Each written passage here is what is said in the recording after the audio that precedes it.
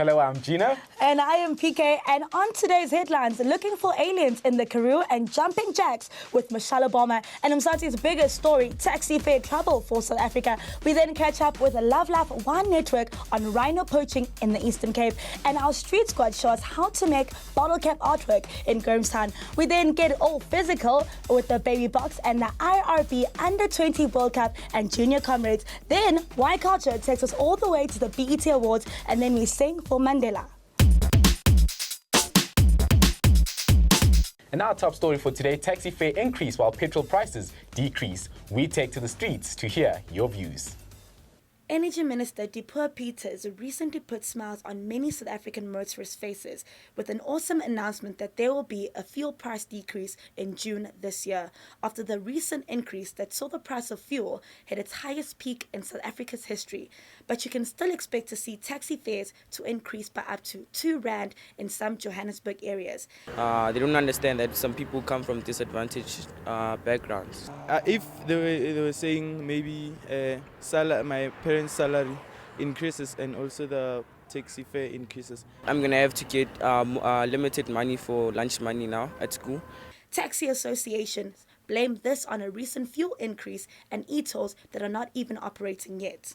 So, what does this mean for you? Simply put, this means that if you take taxis twice a day to school, you'll pay an extra R4 a day, and this will eventually cost you an extra R80 a month. Thank you for that. We now cross over to World Rap with Mtoba.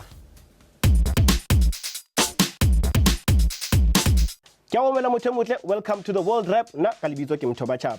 South Africa is now one of the 3 key players who will host a square kilometer array, or SKA, which is going to be one of the world's largest research projects. The powerful radio telescope will also search for signals of intelligent life in other galaxies. The other countries involved in this project will be Australia and New Zealand, with the biggest part of the telescope going to be based in the Carnarvon in the Karoo. Today, the Guinness Book of World Records confirmed that the record for the people doing the most jumping jacks in a 24-hour period has been broken. Over 300,000 people in 105 countries around the world, including Cape Town students from Mitchell's Plain, joined Michelle Obama to break the record. How much do you rock, guys? Now on your Twitter news, what's trending? Justin Bieber attacks a camera woman at a 7-Eleven for getting too close while on a night out with his girlfriend, Selena Gomez.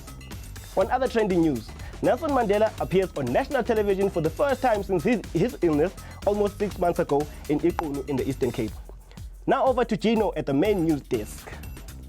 Our Love Life Wine Network were in the Eastern Cape to get this story about Capella, a rhino that's making his way back into the wild with some help from an animal talker.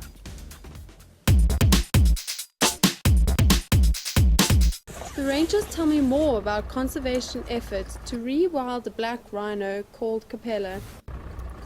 As we search for Capella, I'm reminded that he's no ordinary solitary black rhino. He seeks human contact aggressively. They hope that soon he will be able to leave his fenced, isolated region to rejoin the main reserve. In the meantime, Sandra has contacted an animal communicator to try and get some answers in an attempt to help Capella. Obviously, we're hoping to have some answers from him to why his behavior has developed the way it has in the recent past. We want to tell him that obviously we need him to be a rhino that is truly wild and not too interested in humans anymore. Wow, that was a really inspirational story. Indeed it was, and now we cross over to Mtoba for Get Physical. In our sports news for today, with just 51 days to go until the London Olympic Games, the youngest ever torchbearer, aged 11, had his 3 minutes of fame when he carried the torch. Dominic McGovern is amongst 8,000 that will get a chance to carry this torch. You don't have to be a prominent person to carry the torch. Many of the torch bearers are average citizens who entered a competition to carry this prestigious flame. The winners must then run a distance of about 300 meters and then pass their torch on. So this is almost once around an athletics track. The world's 12 best international under-20 rugby teams will be in action at the International Rugby Board Junior Championship that kicks off on the 4th of June in Cape Town. The Baby Box will be in action in their home turf, so fans can expect a hugely entertaining game of rugby. Comrade young runners aged 9 and older will get a chance to run a mini marathon in KwaZulu-Natal this weekend. 700 boys and girls, mostly from rural KZN, will get the full adult experience in taking part in the marathon. This for an opportunity to be named Junior Comrade Marathon Winner of the Year. The Comrade Marathon is the world's largest and oldest ultra-marathon, meaning that it is 90 kilometers long. So this is estimated to be around 818 soccer fields. Yo, that's a long distance. Over to you, Gino. Off to Grahamstown now, where our street squad has sent us this clip of a giant mural built from thousands of bottle caps by CM Willem Primary School. The bottle top mosaic artwork stands tall on its frame at the village green.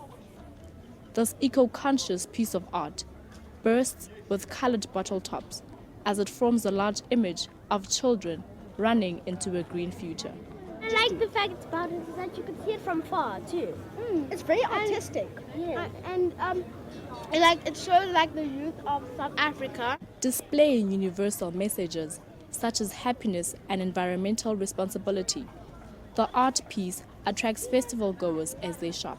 I've always been very attracted to colour, and so that's why I wanted to take the photos of it, because it's such an incredible colour and it's such a beautiful piece of artwork, I thought. For next year, many people say they hope the National Arts Festival features more art pieces that focus on solving universal issues. Now for some Y culture news. SAMA Award winner Lyra has been nominated for a BET Black Entertainment Television Award in the Best International Act Africa category. South African singer Lyra will be competing against other artists from other African countries, including Nigeria, Ghana and Kenya. The BET Awards 2012 will be hosted by Samuel L. Jackson and will take place on the 1st of July 2012 in Los Angeles. Now, for some other Y culture news, Singing for Mandela Lead SA organized the first ever Singing for Mandela event at the Nelson Mandela Square in Sandton in honor of Madiba's 94th birthday. Many people joined the event. Among them were some of South Africa's high-profile celebrities, all with one goal: to honor the man who played a huge role in helping free the Rainbow Nation.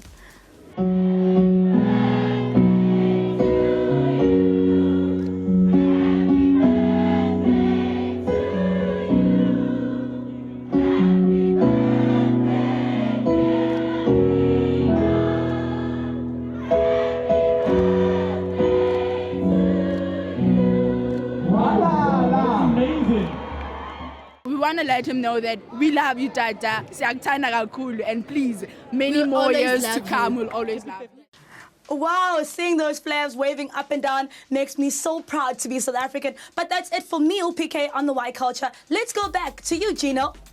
Thank you very much, Petile Kuzoye, for that. Now, in yesterday's Twitter poll, we asked you, should the spear be taken down? Yes, no, or I don't have an opinion. Well, the viewers' response seemed to have been, yes, the spear should be taken down. And in today's opinion question, we ask you, what would you do with an extra $80 a month instead of spending it on taxi fare? Yeah, you can go on our Twitter page, which is at Ynews SA, and tell us how you feel about that. Catch us again tomorrow for your latest trending news and opinions. And I'm Gino. Thanks from us at Ynews. Haibe khotso ntsale ngahle ayigqabene.